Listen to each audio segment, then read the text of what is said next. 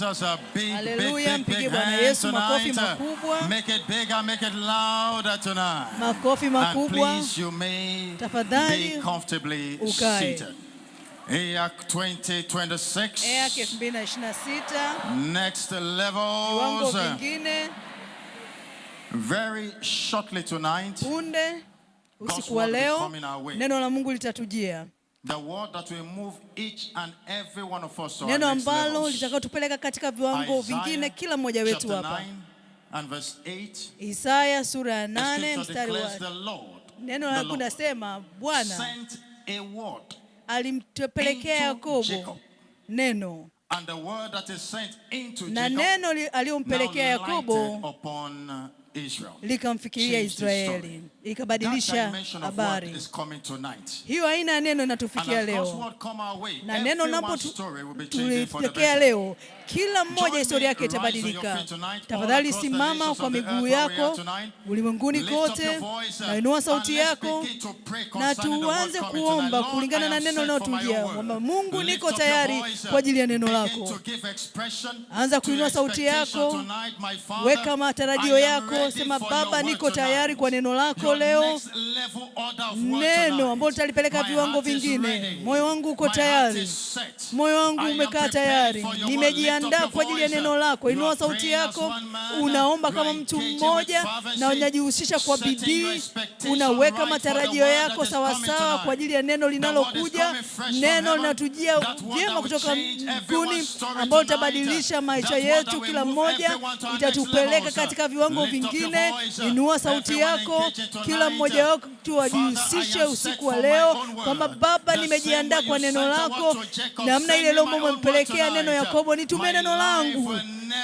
Maisha yangu hayawezi kubaki kama ilivyo, neno langu linanijia. Omba kila mmoja kwa bidii, omba kutoka katika kilindi cha moyo wako. Baba yangu, niko tayari kwa neno langu leo, linijie neno ambalo utalipeleka katika viwango vingine. Asante Baba yetu wa thamani, libarikiwe jina lako, katika jina la Yesu la thamani tumeomba. Mtu mmoja apaze amina. Nao kwa furaha ya Yesu, tafadhali mpigie Bwana Yesu makofi makubwa. Tunamkaribisha Baba yetu mtume juu ya huduma hii, atubariki kwa neno lake.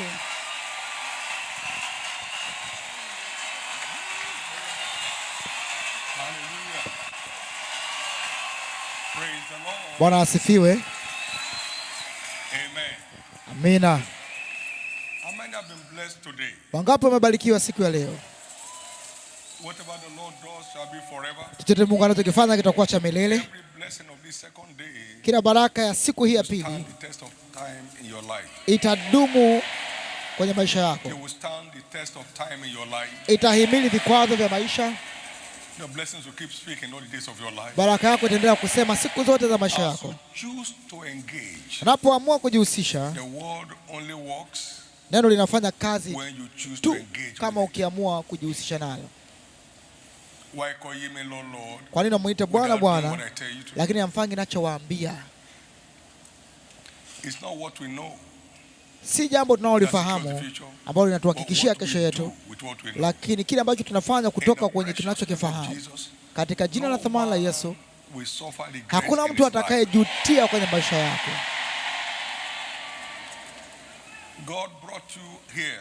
Mungu amekuleta hapa kwa ajili ya mguso wa maisha yote, na hicho ndicho utarudi nacho nyumbani katika jina la Yesu. Maisha yako hatafahamu kukwama tena.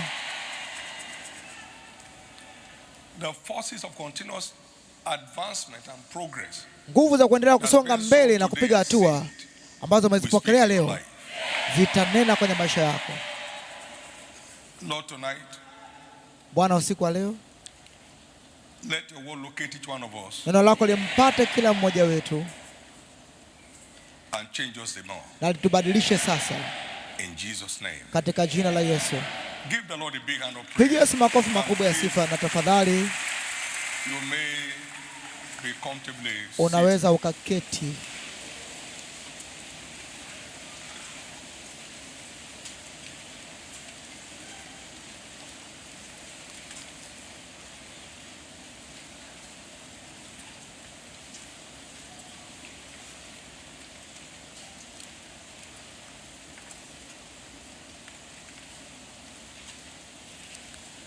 There is this old saying, kuna huu msemo wa zamani,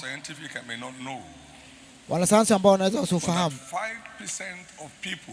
lakini 5% ya watu, 5% tu ya watu ndio wanafanya mambo yatokee.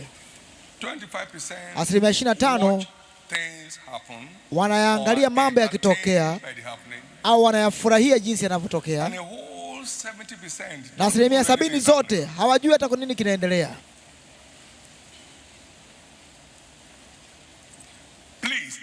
Tafadhali amka, kuwa macho.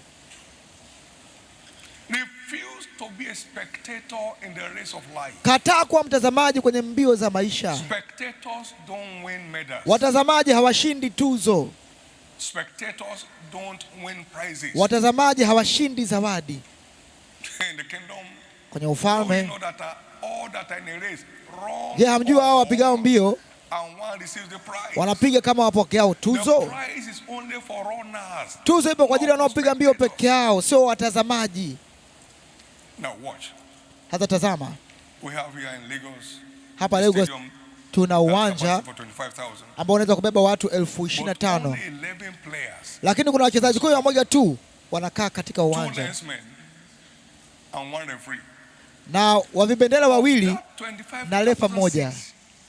Kwenye hao watu 25,000 ni watu 25 tu ndio wana maana. Iko hivyo pia kwenye mbio za maisha, watazamaji wengi mno.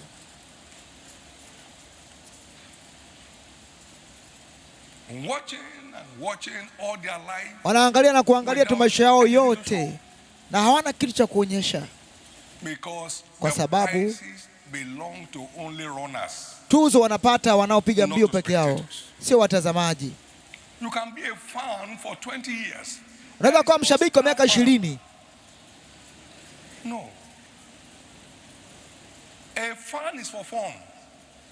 Mshabiki ni kwa ajili ya burudani tu. Mshabiki ni kwa ajili ya burudani peke yake.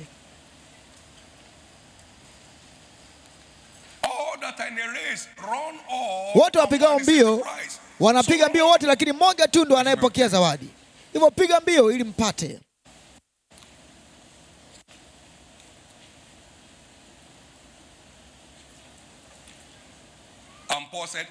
Na Paulo anasema hivyo, ninapiga mbio. Kwa hii sio kwa ajili ya washirika tu, ni kwa ajili pia walimu, mitume, walimu. Anasema hata mimi mwenyewe napiga mbio, hivyo ninapiga mbio. Tafadhali jiunge na gari hii ya watu wanaotafuta tuzo katika mbio za maisha.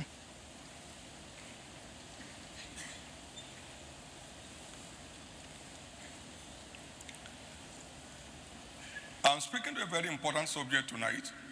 Na naongelea somo fulani leo, usiku wa leo. And that is, na hilo somo ni kipengele cha kuwa rohoni kwa ajili ya kwenda viwango vipya. Misingi ikiharibika, mwenye haki hakuna kitu anaweza fanya. Zaburi 11:3. Na msingi wa Bwana unabaki imara ukiwa na mihuri hii. Timotheo 2:19 mpaka 21.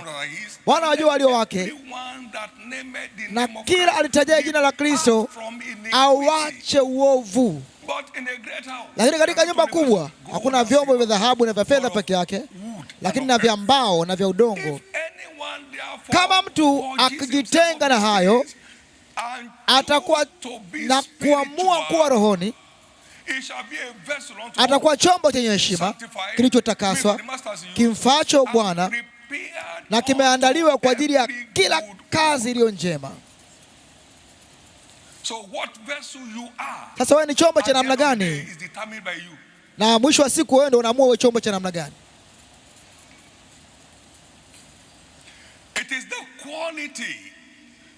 Ni ubora wa maisha yetu ya kiroho ndio unaamua tunakuwa aina gani ya chombo. Habari njema, kuwa rohoni unafaa katika mambo yote, ukiwa na ahadi ya maisha yaliyo sasa na uzima ule ujao. Timotheo wa kwanza 4:8.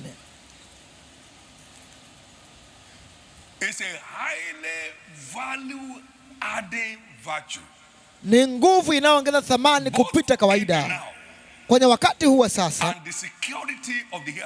na inalinda maisha yajayo.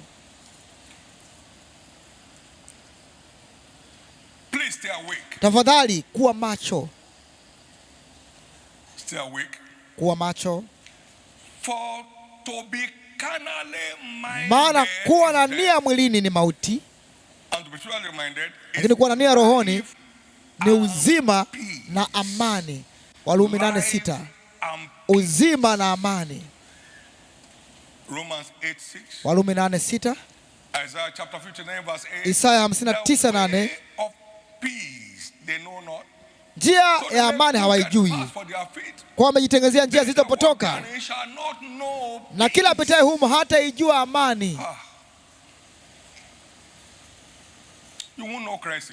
Hautajua migogoro, hautapata migogoro.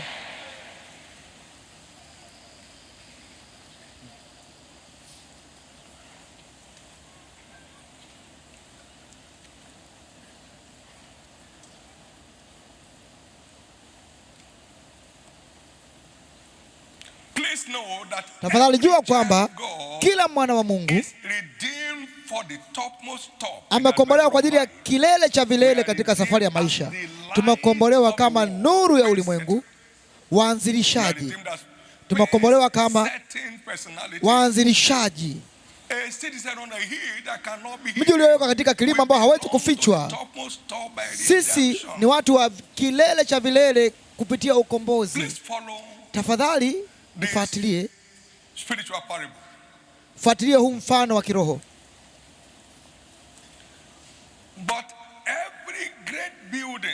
Lakini kila jengo kubwa, jengo linalopanda juu, lina gharama kubwa. Nani kati anataka kujenga mnara ambaye kwanza hakai chini na kuhesabu gharama? Luka 14:28 mpaka 30. Kila jengo linaloinuka juu sana linahitaji msingi ulio imara.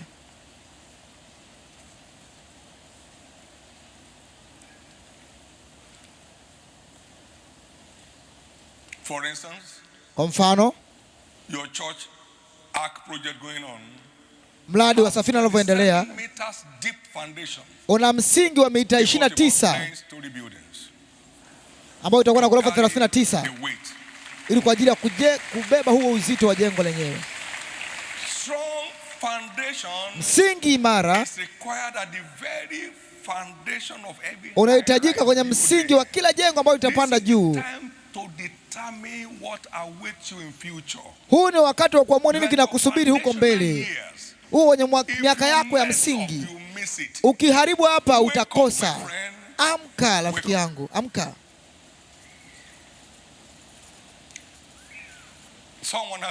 Kuna mtu alisema,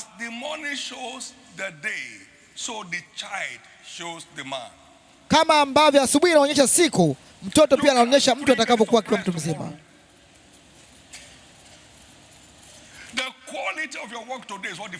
Ubora wa kazi yako leo ndio unaamua kesho yako itakuwaje. Hakuna michezo.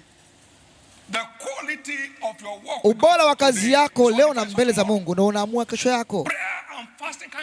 Maombi na kufunga hawezi kubadilisha hilo, bwana mkubwa. Huwezi kuamua hatima ya jengo baada ya kuwa umeshajenga msingi.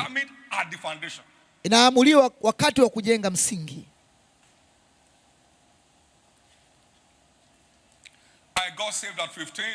Niliokoka nilikuwa na miaka 15. Miezi mitatu ya kwanza nilikuwa nimeshatafuna vitabu 4 vya Injili: Mathayo, Marko, Luka na Yohana.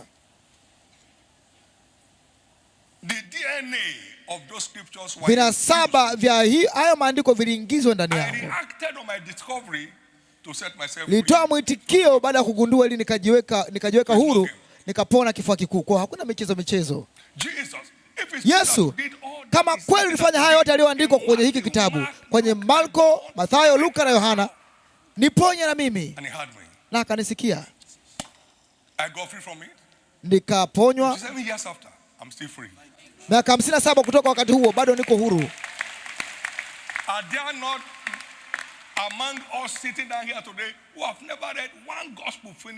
Je, hakuna mtu ambaye kati yetu hapa hajawahi kusoma hata kitabu kimoja cha Injili akamaliza?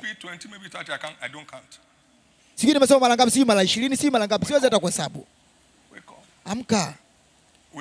Amka.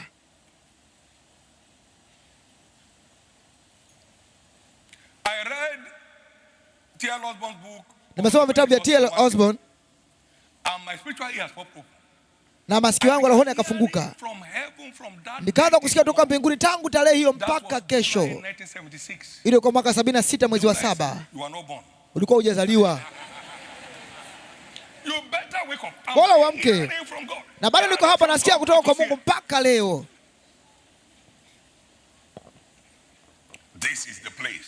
Mahali penyewe ni hapa. Sio tu kama ni maoni, anakupa uelekeo, mwongozo. Ni wakati.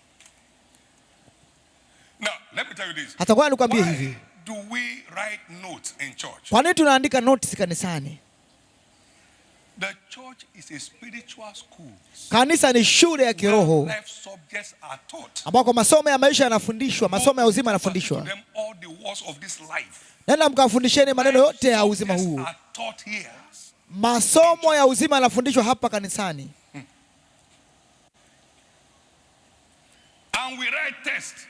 Na tunafanya mitihani. Na Mungu akaja kumjaribu Ibrahimu.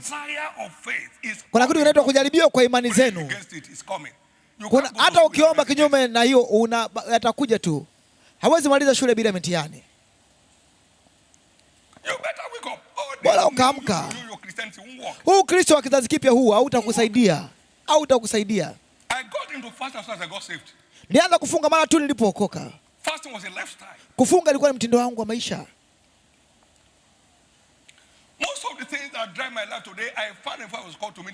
Hao mambo ambayo yanaendesha maisha yangu mpaka leo niliyapata kabla hata sijaanza huduma. Sio tu kufanya huduma ili upate umaarufu na uwe na jina kubwa, huo ni ujinga. Niliweka maisha yangu madhabahuni ili nitumike.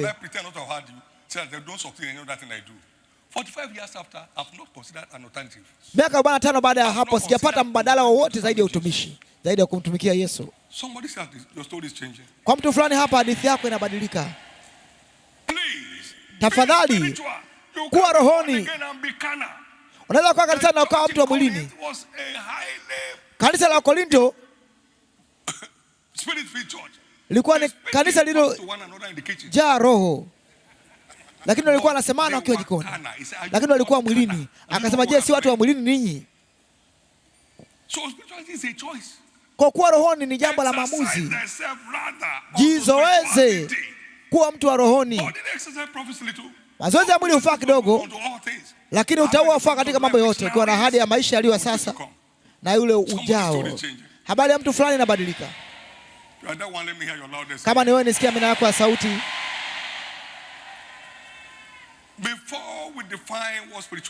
Kabla hatujatoa maana ya kuwa rohoni au ukiroho,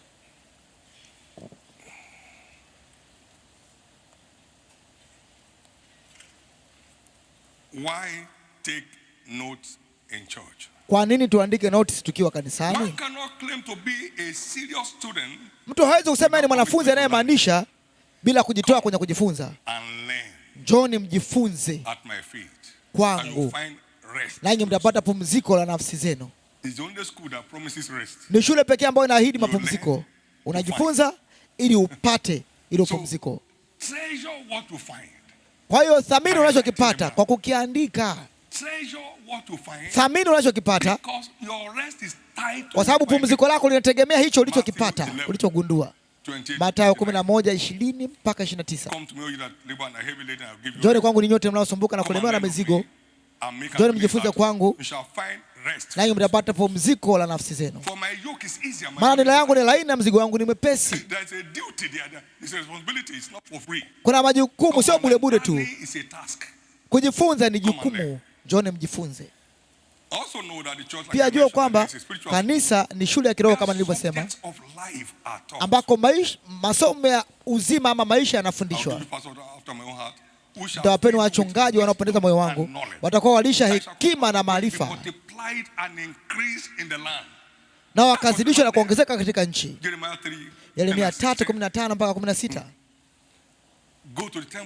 Nendeni hekaluni na mkawaambie maneno yote ya uzima huu ya Matendo 5:28. Ni kanisani pekee tunasikia maneno yote ya maisha haya, ambako huwezi kuyasikia kwenye shule nyingine yoyote. Lakini kujifunza sio tu kusikiliza na kusoma, lakini inahitajika kuandika na kuwa mtu wa kusoma, kujisomea, kuandika na kujisomea, kusoma. Tafadhali amka. Amka. Paulo anasema, leteni vitabu vyangu. Na Mtume Paulo alikuwa na daftari na vitabu. Timotheo wa pili 4:13. Leteni vitabu vyangu. Anamwambia Timotheo, jifunze kuonyesha kama umekubaliwa mtendakazi asiye na sababu ya kutahayari. Wengi wanapata aibu leo kwa sababu hawajifunzi, hawaandiki wanaogundua. Gundua, pata ugunduzi wako. Unaweza usimpate mwanafunzi yoyote ambaye hana vitabu na notes, ambaye anafaulu shule. Hajalisha na akili kiasi gani. Kama anachofanya ni kusikiliza tu kama hivi darasani, na anaenda chumbani kwake na anarudi tena kuandika kufanya mitihani, hatakuwa wa mwisho huyo. Hatakuwa chochote huko shule. Ni kile anachokiandika na kukipitia ndio kitamsaidia kwenye mtihani. Anachokiandika na kukipitia ili afaulu mtihani. Anasema unachokiona kiandike. Unachokiona kiandike. Ufunuo 1:11. Tafadhali jua kwamba ni kupewa mitihani shule kunasababisha mtu ahame darasa. Usipofaulu mtihani wa darasa hili, hautaenda darasa linalofuata. Na baada ya kunijaribu, tunajaribiwa ili tupate viwango vipya. Ayubu 33:10. 23:10.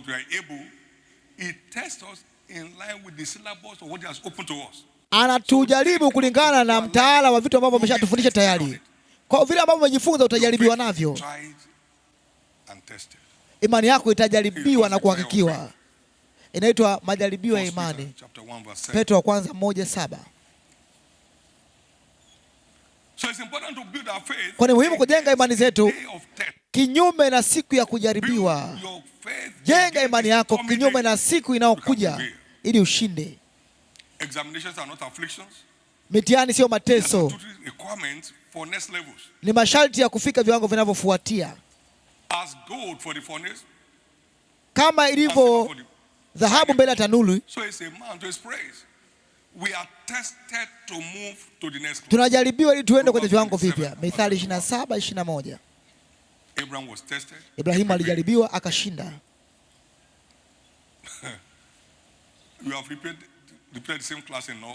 Wamerudia darasa moja mara nyingi sana. Ni muda wa kusonga mbele. Kumbukumbu 23:3, na unasonga mbele. Kumbuka, kwa aliyepewa vingi atadaiwa vingi pia. Mungu hamjaribu yote na uovu. Kwa zingatia anachokuonyesha ili unapojaribiwa uwe tayari. Unasonga mbele. Je, unaweza kumpa mtihani afanye kwa niaba yako mtu mwingine? Unaweza kumpa mtu afanye mtihani kwa niaba yako? Bora ukaamka. Bora uamke.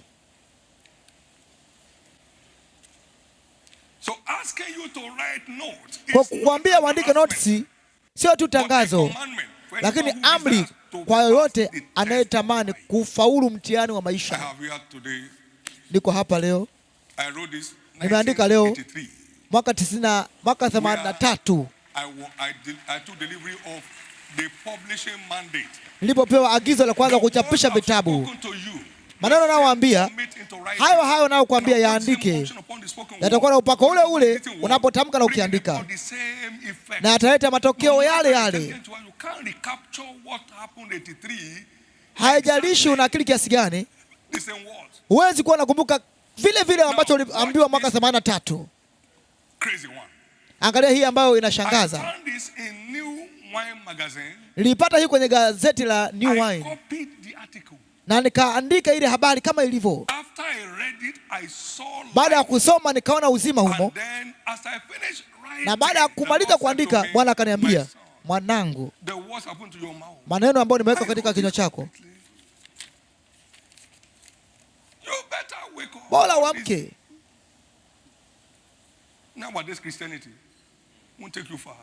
Wewe Ukristo namna hiyo hautakufikisha mbali.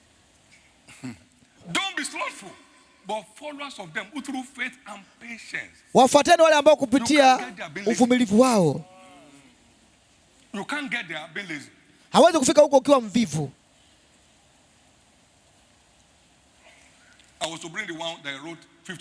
Ibini nilete kile ambacho nimeandika miaka 50 iliyopita, mwezi wa 7 mwaka 76. Nilipokutana na nasibu ya maisha Mathayo 33:6-33.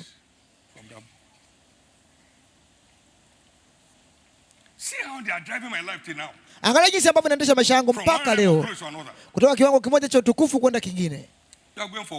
Unasonga mbele, unasonga mbele. Tafadhali, kanisa sio klabu. Katika mlima Sayuni kutakuwa na wenye kuokolewa na utakatifu, na wana wa Yakobo watamiliki nini? Miliki zao. Na waokozi watatokea Sayuni kuhukumu mlima wa Esau, na ufalme utakuwa ni wa Bwana.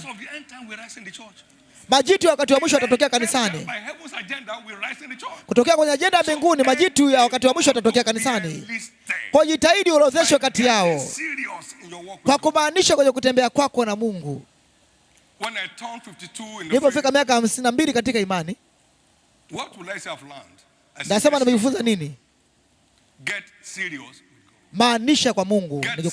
Maanisha kwa Mungu. Maanisha kwa Mungu.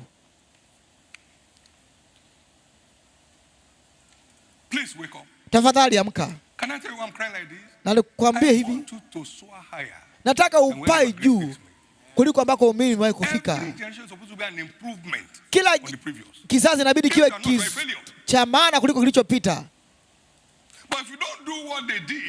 Lakini kama usipofanya walichofanya wao, hauwezi kufika walipofika. Kama usipofanya walichofanya wao, hauwezi kuona matokeo walioyaona. Lakini katika jina la Yesu, kila nguvu inayozuia usonge mbele inalaaniwa leo, inaondolewa leo.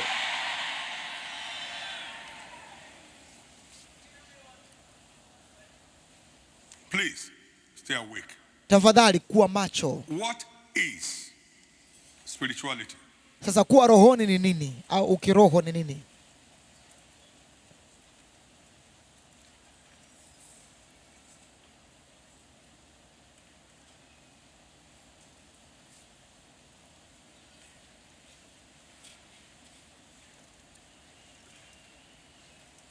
Spirituality is about a quality walk with God. Kuwa rohoni ni kutembea na Mungu katika ubora wake. Mungu alimwambia Ibrahim, tembea na mimi nami nitathibitisha agano langu na wewe. Mwanzo 17 mstari wa kwanza na pili. Na Ibrahim alipokuwa na miaka 99, Bwana akamtokea Abrahamu akamwambia, mimi ni Mungu Mwenyezi, uende mbele yangu ukawe mkamilifu. Maana yake tembea na mimi, nami nitafanya agano langu kati yako mimi na wewe, nami nitakuzidisha sana sana. Ni kazi ya kiroho, ni kutembea na Mungu kiroho.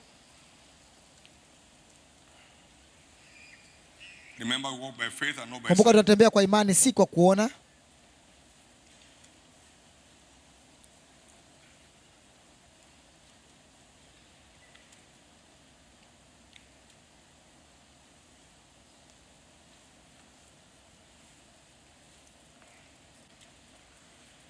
What is spirituality? Kuwa rohoni maana yake nini? Ni kuishi sawasawa na maagizo ya maandiko. Nachokwambia ufanye, kifanye.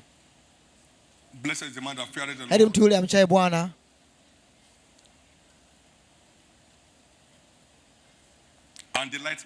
Apendezwaye sana na maagizo yake. Uzao wake utakuwa hodari katika nchi. Kizazi cha unyadili kitabarikiwa. Utajiri na mali itakuwa katika nyumba yake, na haki yake yadumu milele.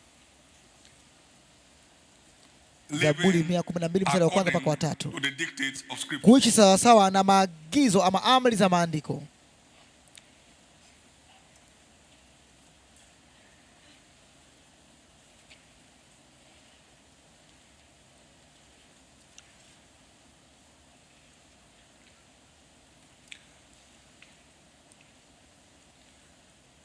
How do we build a robust spiritual life? Tunajengaje maisha imara ya kiroho?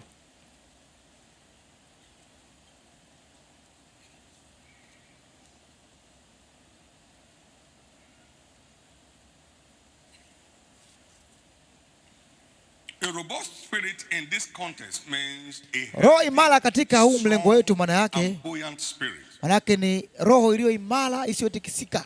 We are told about John the Baptist. Naambiwa kuhusu Yohana Mbatizaji. The child grew and naye huyo mtoto akakuwa na akawa imara katika roho until the day mpaka siku za kuonyeshwa kwake katika Israeli.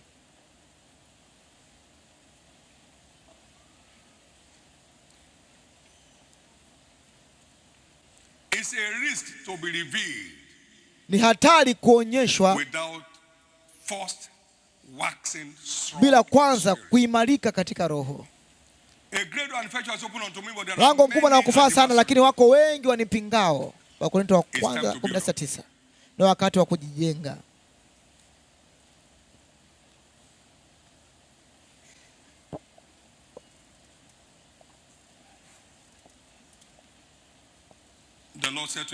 Bwana alimwambia Ibrahim, siku kila hilo tunda Adamu utakufa. Kwa hiyo roho ya Adamu ikafa na akapoteza utawala wake, na akawa anateseka na magonjwa, maradhi, kupungukiwa, kukosa, umaskini, aibu, fedheha. Havikuwepo hapo mwanzo hivyo. Lakini roho ya mtu anavyozidi kuwa imara, ndivyo anavyozidi kuamuru utawala mkubwa zaidi katika masuala ya maisha.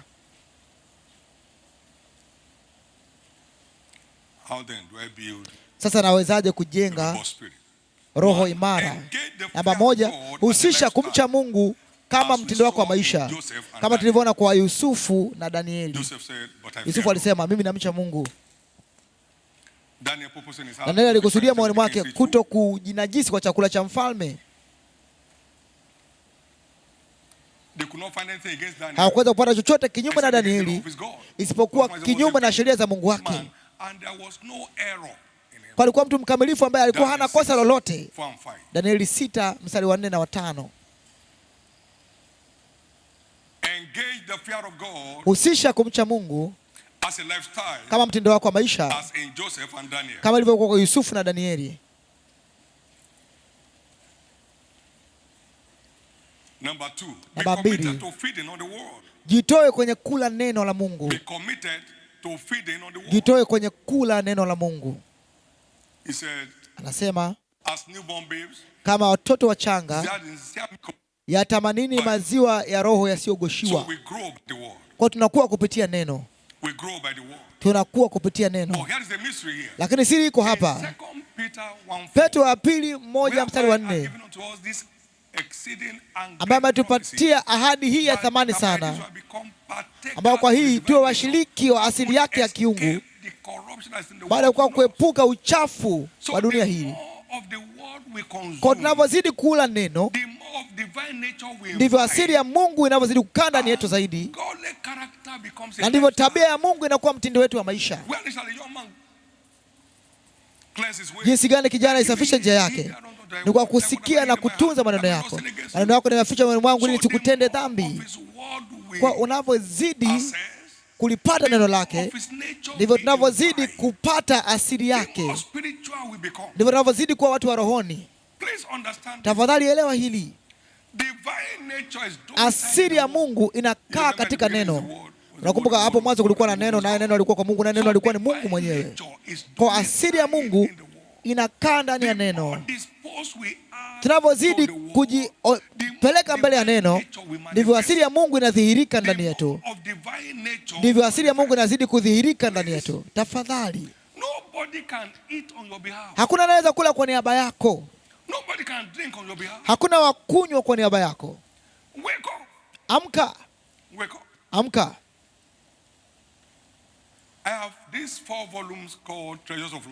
Nina hivi vitabu vinne vinasema ni hazina za maisha. Vimetokea kwenye notisi zangu, madaftari yangu. Hayo ni mambo nimekuwa nikiala kwa miaka mingi, kwa nimeunganisha kwenye madaftari yangu.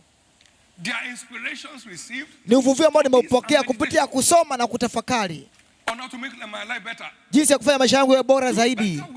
Bora ukaamka, bora uamke.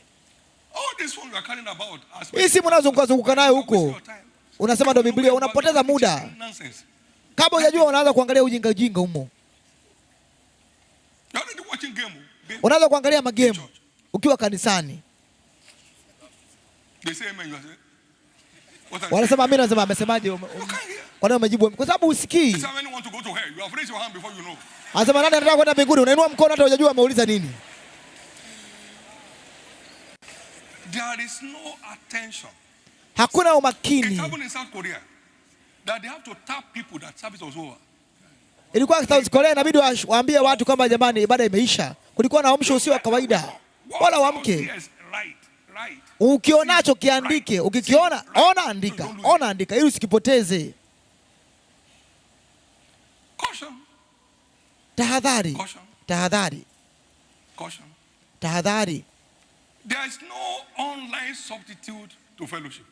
Hakuna mtandao ambao ni mbadala wa ushirika au ibada.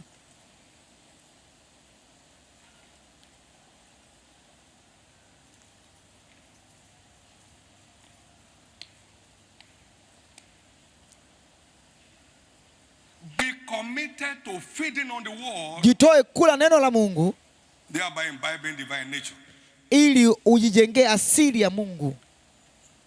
Number 3. Namba 3. Be committed to meditation in the word. Jitoe kulitafakari neno. And Isaac went to the field to Isaki alienda kondeni kutafakari. Meditation is a platform for accessing. Kutafakari ndio jukwaa la kupata kina cha neno la Mungu. The Bible says, Biblia inasema, meditate upon these things. Tafakari mambo haya. Jitoe kamilifu kwa hayo, ili faida yako ionekane kwa wote. Timotheo wa kwanza 4:15. Daudi anaandika anasema, sheria yako naipenda mno ajabu, ndio kutafakari kwangu mchana kutwa. Sema, amri zako zimenifanya kuwa na hekima kuliko adui zangu. Unakuwa na hekima zaidi unapotafakari. Sema, na akili kuliko walimu wangu, kuliko wakufunzi zangu. Maana shuhuda zako ndizo nizitafakarizo. Zinatufanya kuwa na hekima zaidi. Zinatupeleka mbele. Naelewa kuliko wazee, kwa maana ninatunza ninayoyagundua. Ninajitoa kufanya ambao nimeyagundua. Naelewa kuliko wazee, maana ninajitoa kutendea kazi niliyoyagundua. Namba 4. Jitoe kwenye mtindo wa maisha wa kufunga na kuomba. Muombapo, sio kama mkiomba. Muombapo au mnapoomba. Na unapoomba semeni, Baba yetu uliye mbinguni, jina lako litukuzwe, ufalme wako uje. Jitoeni kuomba maombi ya kusongesha mbele ufalme. Mtapewa thawabu za wazi. Mungu anajibu maombi, lakini thawabu anatoa kwenye utumishi. Mstari wa 17 anasema mfungapo. Kwa hiyo kufunga na kuomba inatakiwa kuwa ni ratiba yetu ya kiagano kama waamini. Kwani tunafanya hivyo, mambo mengine hayawezi kutoka kama tusipofunga na kuomba. Kuna mahali unaelekea. Number 5. Namba 5. Be committed to engaging with kingdom advancement and development. Jitoe kujihusisha kwenye mambo ya kusongesha mbele ufalme. Jihusishe in partnership with Jesus. Kwenye kushirikiana na Yesu. In Matthew 6:33. Mathayo 6:33. Lakini utafuteni kwanza ufalme wa Mungu na haki yake, na mambo yote haya mengine yote ambao wengine wanatafuta mpaka kufa, ninyi mtazidishiwa. Nini kipo humo? Tunakomaa kwa kutumia, kwa kutendea kazi. Tunakomaa kwa kutendea kazi. Unapozidi kuwafikia waliopotea, ndivyo wanavyozidi kuwa imara katika usemi wako. Tunakomaa kwa kutumika. Unapozidi kudumu kwenye madhabahu ya maombi, ndivyo maombi yako, maisha yako ya maombi yanaimarika. Tunakomaa kwa kutumika. Waebrania 5:4. Lakini chakula kigumu ni kwa ajili ya wale ambao kwa kupitia kutumika wamejizoeza akili zao kupambanua kati ya mema na mabaya. Tunakomaa kupitia kutumika. Nilikuwa na miaka 19, nilikuwa katika hicho kijiji, nikaomba nikasema, Yesu, nisiondoke kijiji hiki kama nilivyokiacha nikakiacha hivyo. Na akanipa uvuvi wa nini cha kufanya. Nikaona kanisa likijengwa mahali hapo. Sio watu wamekusanyika, kanisa lilijengwa, lilikuwa na manyasi lakini lilikuwa ni kanisa. Sikuitwa kwenye huduma wakati huo, lakini moyo wangu ulikuwa una shauku na Mungu. Na nikaondoka hapo nikiwa na hatima. Nuru ambayo tuletea kwenye kijiji chetu ing'ae ulimwenguni kote. Je, haing'ae leo? Hauioni? Je, haiangazi siku hizi?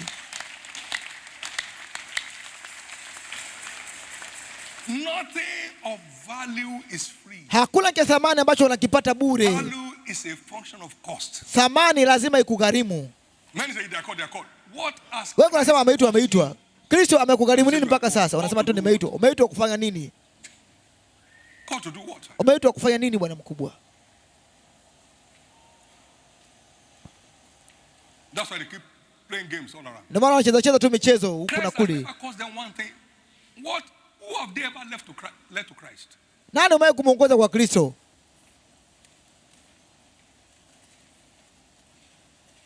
I was sharing in church and I saw one of the ladies here. Nilikuwa kanisani hapa nikamwona mwanamke mmoja hapa.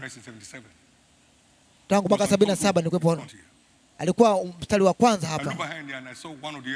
Nikaangalia nyuma nikamwona mzee mmoja nilimuongoza kwa Kristo mwaka 74. Wala wamke. Mambo yapo kwenye awamu. Ni mpaka umejaribiwa kwenye awamu fulani, hautaenda kwenye awamu inayofuata. Unasonga mbele, unasonga mbele. Unasonga mbele. Unasonga mbele. Unasonga mbele. Usipojaribiwa kwenye uaminifu wako kwenye kifedha hapa, hutastahili kwenda kwenye kiwango kinachofuata. Utakuwa unacheza michezo tu, hautaenda kiwango kingine. Huyu Mungu ana itifaki yake. Usipokuwa mwaminifu kwenye kidogo, hata kupa kikubwa. Kuanzia hapo hapo ulipo, kesho yako ni angavu. Kesho yako ni angavu. Kama ukijihusisha kiroho leo, nisikia amina yako ya sauti. Bwana, nisikia amina yako ya sauti. Nisikia amina yako ya sauti.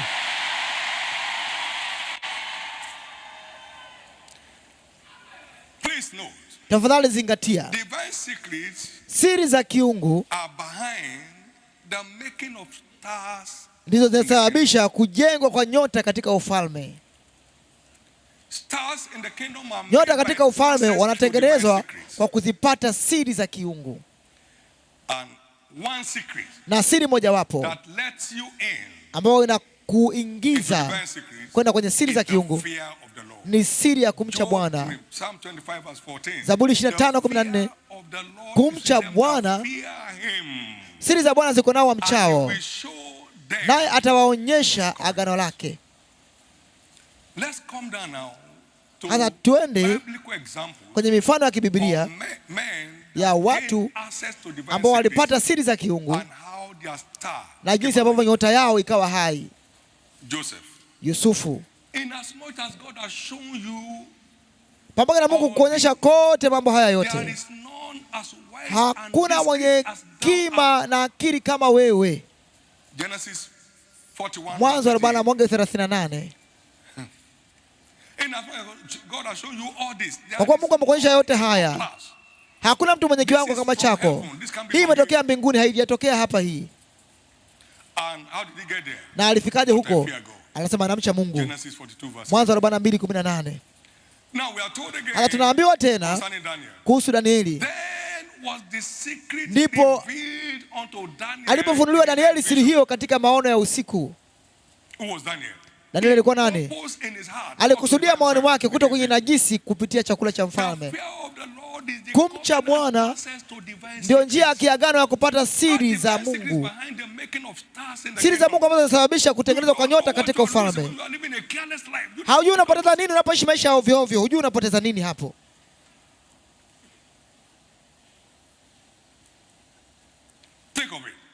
Fikiria.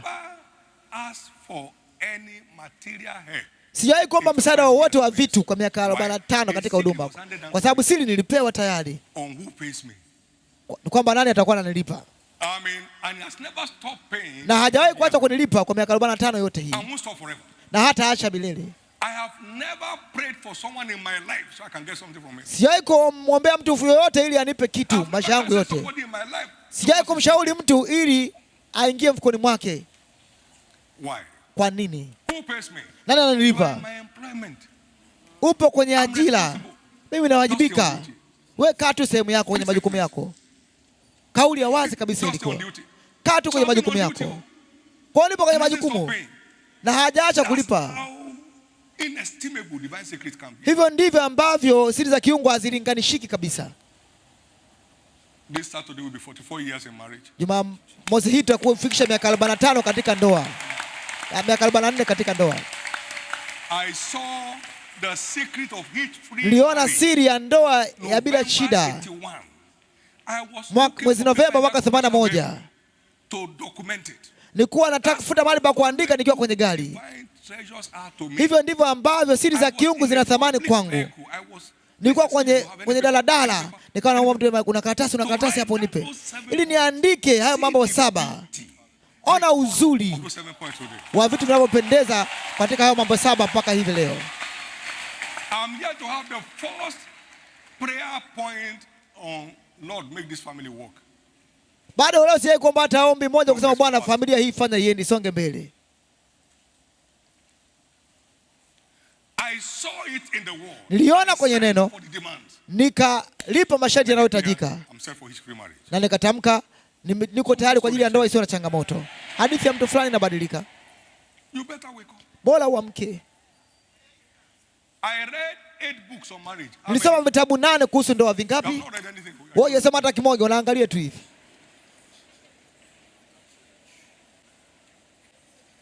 You married today, tomorrow you say I don't think I'm right. Leo kesho unasema nahisi nilikosea. There is no depth, sir. Hakuna kina kabisa, bwana mkubwa. Somebody's story changing. Habari ya mtu fulani inabadilika. To be carnally minded is kuwa na nia mwilini ni mauti, lakini kuwa na nia rohoni ni uzima na amani. Hiyo ndio fungu lako. Life and peace is your portion. Uzima na amani ni fungu lako. Life and peace is uzima na amani ni fungu lako. In the name of Jesus. Katika jina la Yesu. And then we saw Job. Na tulimwona sasa Ayubu aliyemcha Mungu na kuepukana na uovu. Sema ndivyo katika siku za ujana wangu ambapo siri za Bwana zilikuwa katika hema yangu. Wafanya biashara, nisikilizeni. Ayubu alikuwa anafanya biashara ya siri za kiungu. Wengine wanatumia siri za vyuo vikuu vya Harvard. Ayubu akatanuka kuliko watu wote wa upande wa mashariki.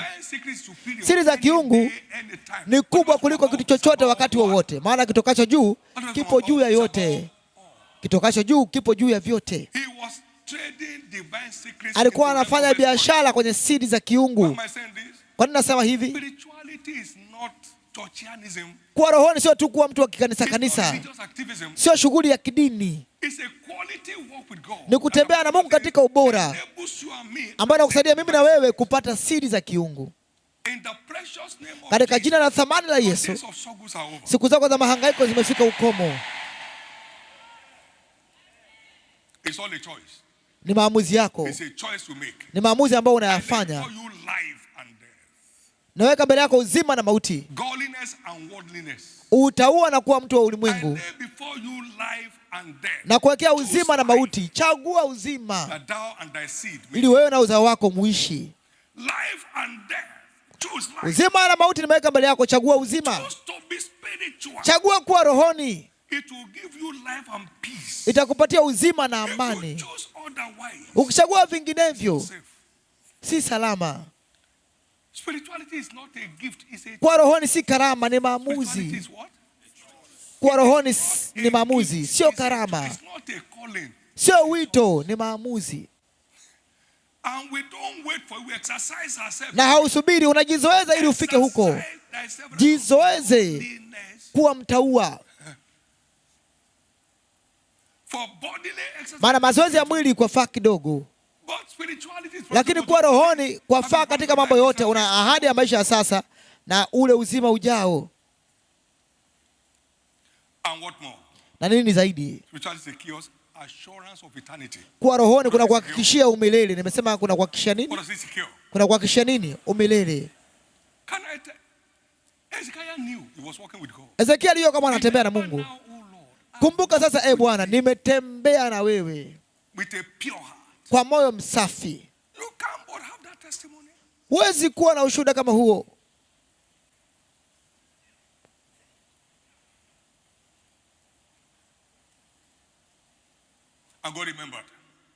Na akakumbukwa.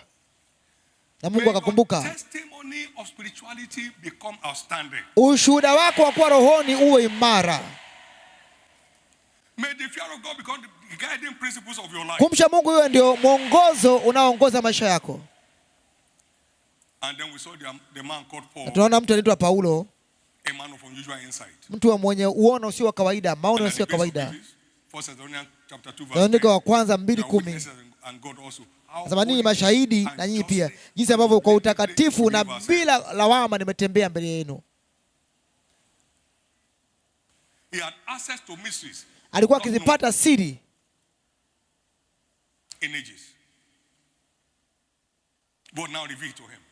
Mungu alikuwa akimfunulia. Waefeso 3:1-5.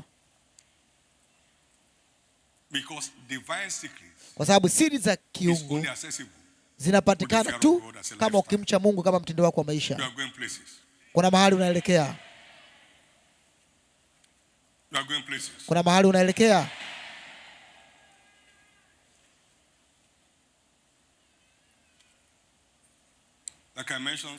Kama nilivyosema, kuwa rohoni ni kuishi sawasawa na maandiko, kuishi sawasawa na maelekezo ya maandiko. Napohitimisha, miaka mingi iliyopita, mwaka 77, hiyo ilikuwa miaka 49 iliyopita, nilikuwa najisomea Yeremia 29:11.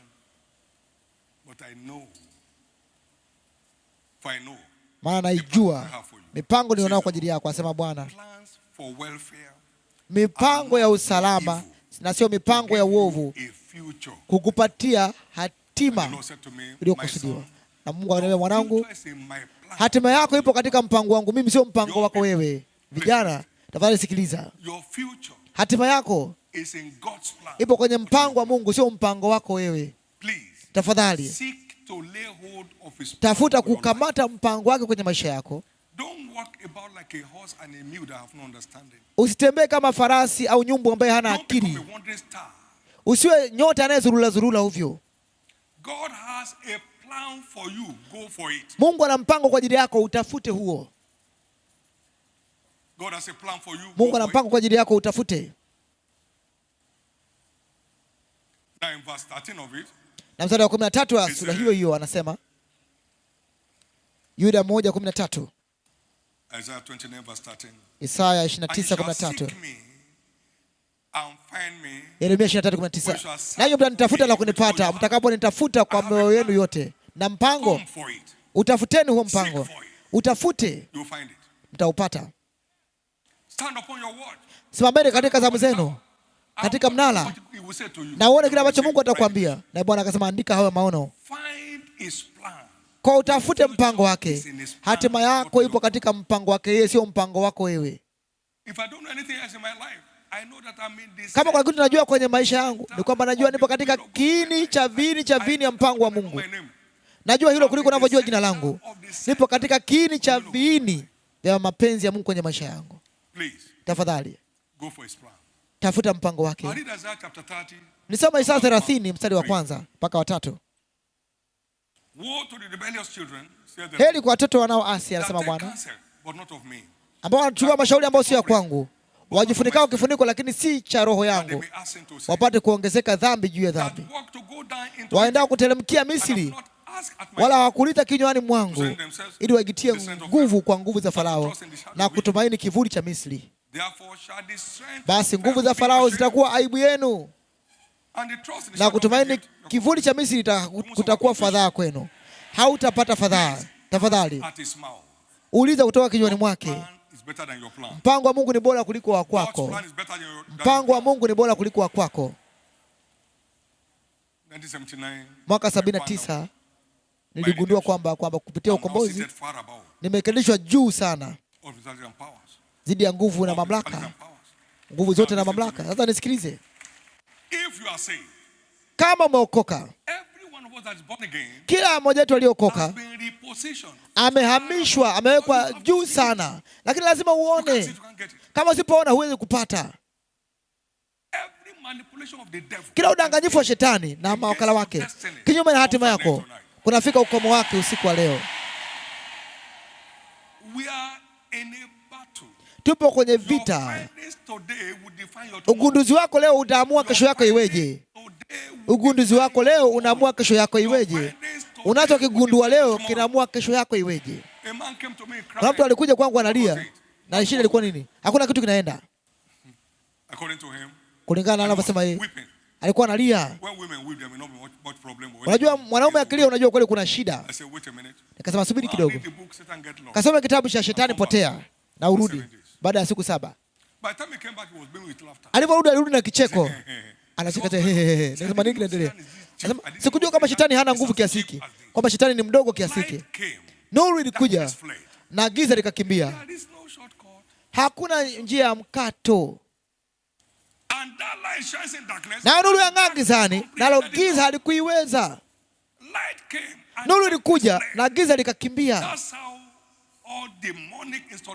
Hivyo ndivyo kila aina ya viingizio vya kipepo vitakimbia usiku wa leo.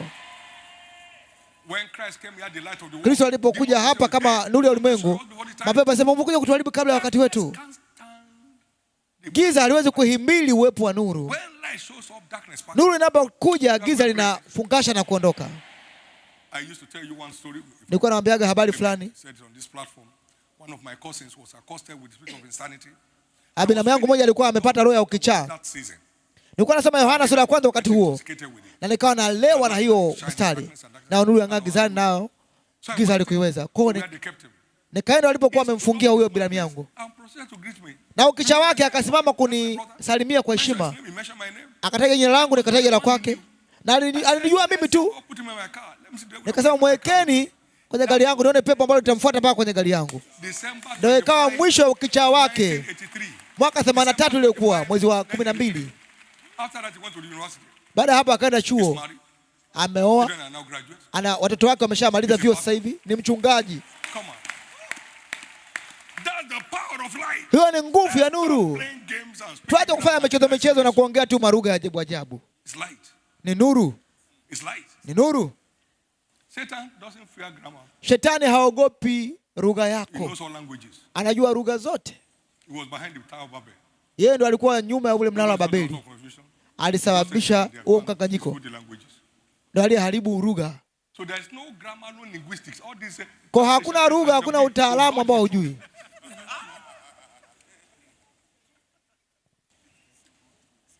You cannot sin since you are born again. Wewe utenda dhambi kwa sababu umeokoka. Let him that thinks he stands, take it. Alijidhania kwamba amesimama, ajihadhari. You better be careful. Wala ukawa makini. Better be careful. Kuwa makini. How many want to make heaven here? Wangapi wanataka kufika mbinguni hapa? How many believe there are conditions to make heaven? Wangapi wanaamini kwamba kuna masharti ya kufika mbinguni? Wangapi wanaamini hivyo? So if anybody tells you something else, kwa sababu nikwambia vinginevyo, kuwa makini kama unataka kweli ufike mbinguni. Kuwa makini. Kuwa makini. All this fast talk. So ama mazungumzo tu ya haraka haraka hata badilisha chochote hayo. Utauliza, kwa nini unaanza kuhubiri ujumbe huu? Anasema watu hawatakuja nisipohubiri hii. Watu wanaenda tu na vitu ambavyo vitu vinavyokuja na wakati. Marafiki zangu, msidanganyike.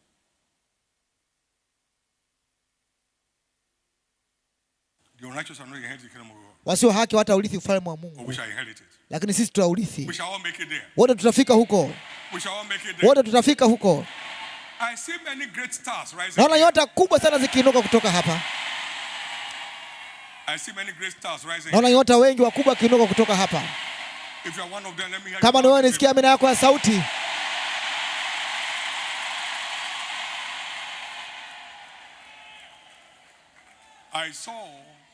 Niliona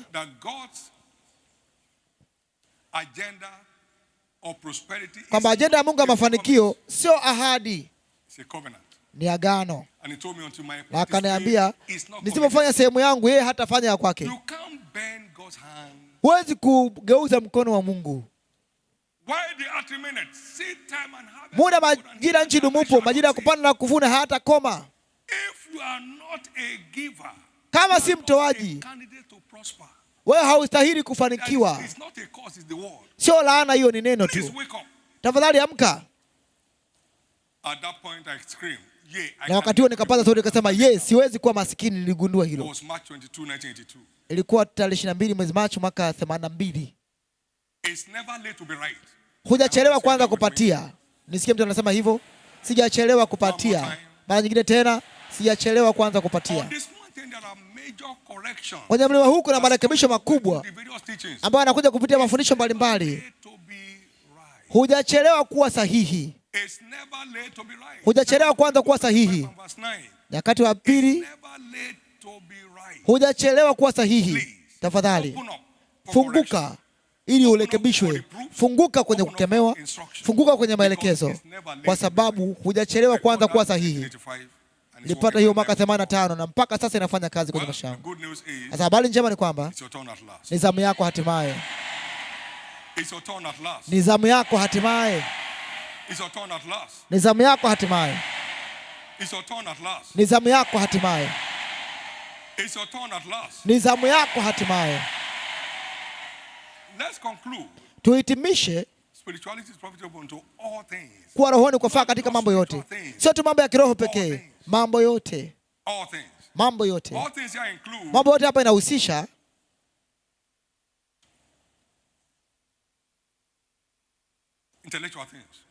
mambo ya kielimu, mambo ya akili. Danieli na rafiki zake walikuwa mara 10 kuliko wenzao. Inahusisha pia mambo ya kiufundi. Mkulima anaitwa Nuhu alijenga safina kuokoa kizazi chote cha wanadamu. Mambo yote. Mfalme Uzia aligundua injini ya vita. Nyakati wa pili 26:14. Mambo yote yakiwepo mambo ya kisayansi pia. Kwa jinsi Yusufu,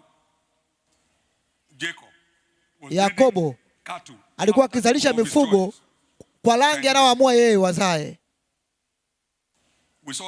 Tunaona jinsi ambavyo Yusufu alitoa jinsi ya kuhifadhi chakula kwa miaka 14 na hakupata hasira yoyote. Mambo ya kiuchumi, Yakobo, namaanisha Isaka, alikuwa ndio mtu wa kuulisha taifa zima. Mambo yote. Mambo ya kisiasa, Danieli alifanikiwa katika ufalme wa Babeli. Tafadhali jua kwamba unao nia ya Kristo, akili ya Kristo, na kumcha Mungu ndiko kunasababisha hiyo akili ya Kristo istawi zaidi ndani yetu. Hii ndio maana kuwa na roho imara ni muhimu kwa ajili ya kuwa na akili ya kiungu. Dunia hamna kitu imeona tayari. Utadhirika wewe kwa ulimwengu wako. Utadhirika kwa ulimwengu wako. Unakaribia kufunuliwa kwa ulimwengu wako. Hatimaye, faida za kuwa rohoni. Namba 1, inakusaidia kupata mafunuo.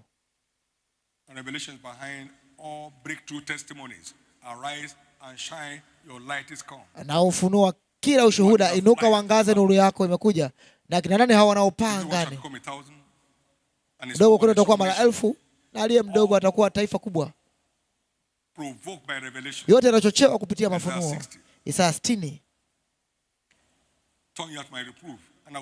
Yageukieni maonyo yangu nami nitafanya maneno yangu julikane kwenu. Mithali 1:23. Huwezi kuenenda katika ulimwengu wa ufunuo bila kumcha Mungu. Inaharakisha kujibiwa kwa maombi. Kama ningaliwaza uovu moyoni mwangu, Mungu asingenijibu.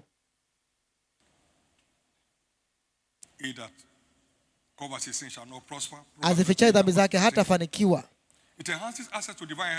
Inaharakisha, inasaidia kupata afya ya kiungu. Nenda usitende dhambi tena, lisije kupata jambo kubwa kuliko hili. Mwanangu, dhambi zako zimesamehewa. Yohana 5:14 na Marko 12 mstari wa kwanza mpaka wa 12. Inachochea kupata kibali cha kiungu. Wao utamzungushia mwenye haki kibali kama ngao.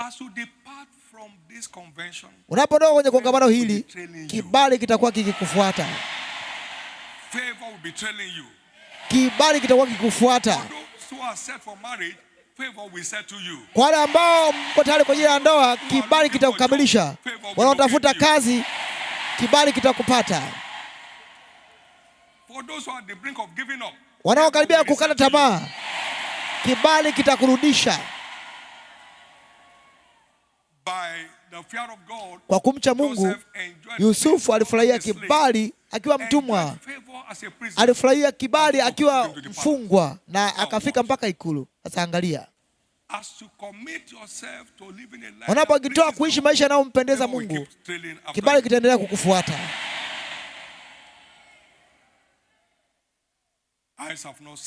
Kila ambacho macho hajaona wala masikio hajasikia wala hajaingia katika moyo wa mwanadamu yeyote ambao Mungu amewaandalia wampendao.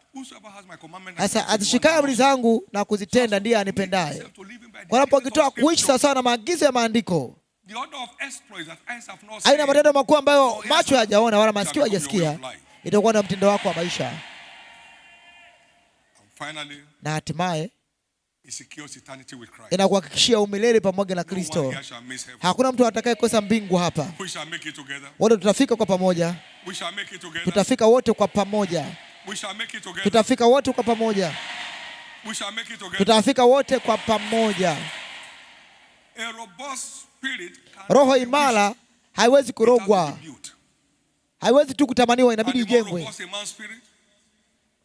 Roho ya mtu anazidi kuwa imara, ndivyo mamlaka yake ya kiroho inakuwa kubwa kwenye mambo ya maisha na changamoto. Hasa ni juu yako. Usisahau, ni maamuzi, sio karama. Usisahau, ni maamuzi, sio karama. Usisahau, hautamani tu, unajenga. Usisahau, unajizoeza ili kufika huko. Hausubiri tu itokee yenyewe. Katika jina la Yesu, unapokitoa kuishi maisha yanayompendeza Mungu, utapata viwango vipya vyako vikifunguka. Hautadumaa au kukwama tena. Simama kwa miguu yako, mpige Yesu makofi makubwa ya sifa.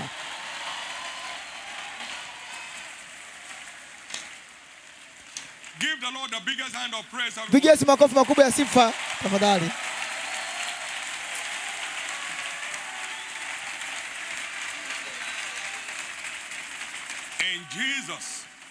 Katika jina la thamani la Yesu. Kama faida ni halisi kiasi hiki, inafanya kuamua iwe rahisi tu ili upate faida hizi za ajabu. Yesu, naamua leo kuishi kwa ajili yako. Naamua leo kuishi nikupendeze. Naamua leo niwe mtu wa kiroho. Naamua leo nijizoeze kuwa mtu wa rohoni. Naamua leo kuzoeza dhamiri yangu kukupendeza. Kama tuomba ombi hilo, kama uko hapa leo na hujaokoka, ningependa niombe na wewe kwa dakika moja. Yesu, okoa nafsi yangu usiku wa leo. Samehe dhambi zangu usiku wa leo. Nifanye kwa kiumbe kipya usiku wa leo. Nataka niishi maisha ya ushindi, nipate viwango vipya kwenye maisha yangu. Nataka nifike mbinguni mwisho wa siku. Tafadhali tukae kwa pamoja kwa dakika moja, tukae. Kama nataka niombe na wewe ombi hilo, simama sasa. Nitakuombea ulipo. Sema, Yesu, okoa nafsi yangu.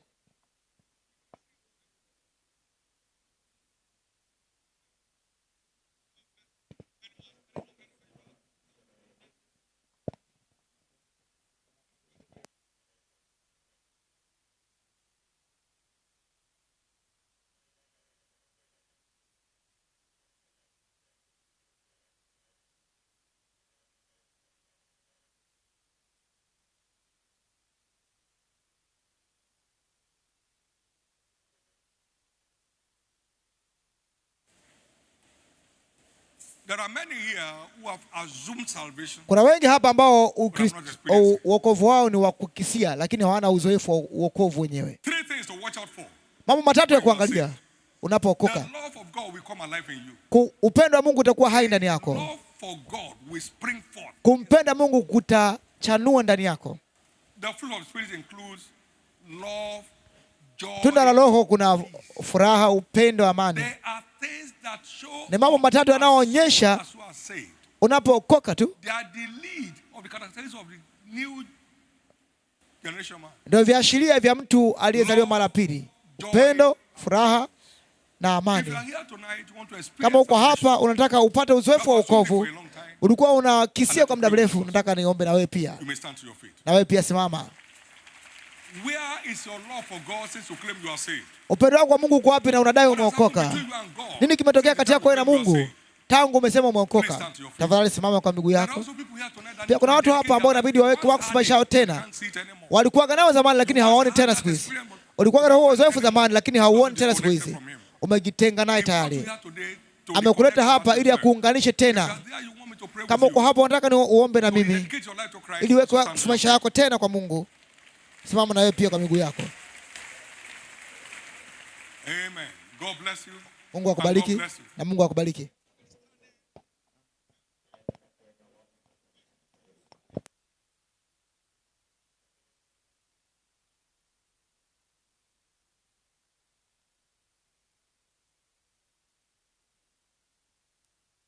Say it loud. Lord Jesus, save my soul. Okoa nafsi yangu. Forgive me all my sins. Nisamehe dhambi zangu zote. Wash me with your blood. Safisha kwa damu yako. I believe you died for me. Naamini ulikufa kwa ajili yangu. On the third day you rose again. Siku ya tatu ukafufuka tena. To set me free. Ili uniweke huru. From the power of sin. Mbali na njia ya dhambi. Tonight, I accept you. Siku leo nakukubali wewe as my Lord. Kama Bwana wangu na Mwokozi wangu. And I believe. Na naamini my sins are now forgiven. Dhambi zangu zimesamehewa sasa. I'm now saved. Sasa nimeokoka. I'm restored back to the faith. Nimerejeshwa katika imani. I'm now a child of God. Sasa mimi ni mwana wa Mungu. Thank you, Jesus. Asante Yesu kwa kuokoa nafsi yangu. Amen. Amina. Now keep your hands up. Sasa inua mikono yako, ubarikiwe na Bwana katika jina la Yesu. All that pray this prayer, I cover you with the blood of Jesus. Wote ambao wameomba ombi hili na afunikwe kwa damu ya Yesu, mfunikwe maisha yenu yote mbali na mashambulizi ya shetani. Neema ambayo imewaleta hapa itawatunza maisha yenu yote. Mtafika mwisho katika jina la Yesu. Hongereni. Hongereni. Amina. Tafadhali and pass them on to the conference officials around you there where you are. Conference officials, please be awake and ensure to collect all those sleeves back from the people for further contact with them. Jesus is Lord. Yesu ni Bwana. Somebody blessed tonight. Kuna mtu amebarikiwa usiku wa leo? How many want to make a choice for Jesus? Wangapi wanataka kuamua kwa ajili ya Yesu? How many want to make a choice for Jesus tonight? Wangapi wanataka kufanya maamuzi kwa ajili ya Yesu usiku wa leo? Wanataka kuishi maisha ya kiroho. Ufanye maamuzi ya kuwa mtu wa rohoni. This is your night of choice. Huu ndio usiku wako wa maamuzi. Utakumbuka usiku wa leo miaka mingi ijayo. Kama kuna usiku uliamua kuishi kwa ajili ya Yesu, usiku mmoja uliamua kumfuata Yesu, kuna siku uliamua kuishi maisha ya kiroho, na itatokea kwako katika jina la Yesu. Simama kwa miguu yako kila mmoja. Tusimame. Pigia Yesu makofi makubwa ya sifa.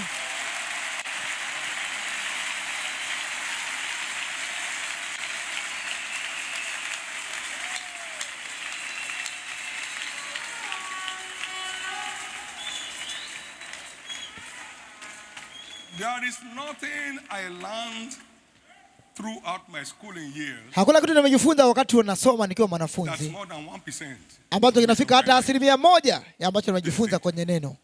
This book, hicho kitabu Biblia cha sheria kisiondoke kinywani mwako. Tafakari mchana na usiku, nafanya agizo humo ndani, utafanya njia zako ziwe za kufanikiwa. Tunamshukuru Mungu kwa ajili ya shule na elimu, lakini mshukuru Mungu zaidi sana kwa ajili ya njia ya uzima. Hii ndio njia ya maisha. Kitabu hiki kibaki kwa hazina kwako katika maisha yako. Isifike wakati ambao unatupa hiki kitabu kando kwenye maisha yako. Na nakuombea usiku wa leo kwamba kwa msingi imara ambao ni kwa kufanya kile ambacho Mungu anakuagiza, hakuna dhoruba ya maisha ambayo itakuangusha. Hakuna dhoruba ya maisha ambayo itakuangusha. Utaishi siku zako bila magonjwa, bila mateso. Hakuna magonjwa kurithi ambayo atasikiwa katika maisha yako. Hakuna laana za vizazi ambazo zitapata nafasi kwenye maisha yako. Katika jina la Yesu. Inua mikono yako miwili na tamka maamuzi yako mbele za Bwana usiku wa leo. Chagua uzima ili wewe na uzao wako muishi.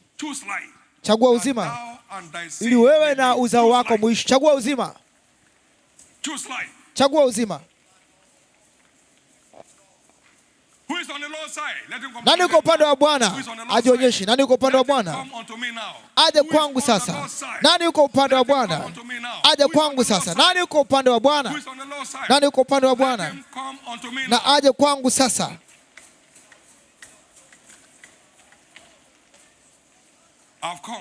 Nimekuja. Yesu nimekuja. Nimekuja. Yesu nimekuja.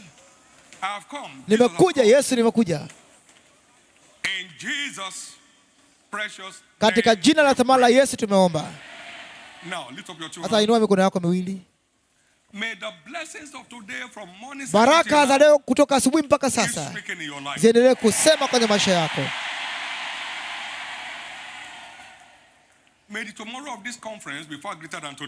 Na kesho ya kongamano hili liwe kubwa sana kuliko ya leo. Kila kipengele cha ibada hizi kiwe na nguvu kama kilivyokusudiwa na Mungu. Usije kutupa mbali hazina yote ambayo umeipata katika mlima huu. Katika jina la Yesu. Nisikilize.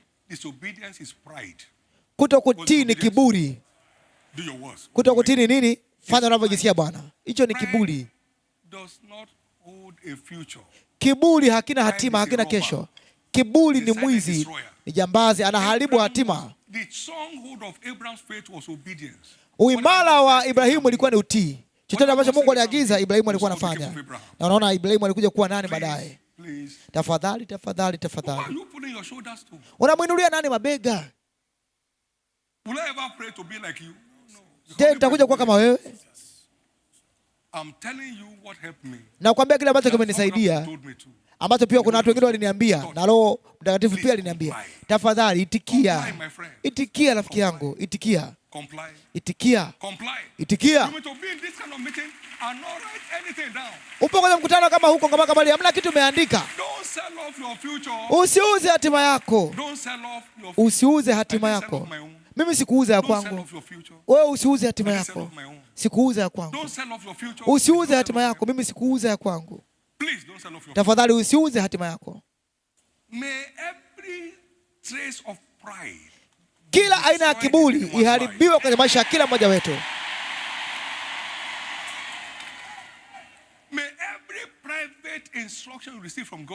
Maelekezo yote ambayo mpokea kibinafsi kutoka kwa Mungu yafurahie utii, mwitikio wa utii. Na ndivyo itakavyokuwa. Katika jina la Yesu. Nimeona nyota wengi sana hapa. Naona nyota wengi sana hapa. Na namshukuru Mungu wewe ni miongoni mwao. Inua mikono yako na mshukuru Mungu.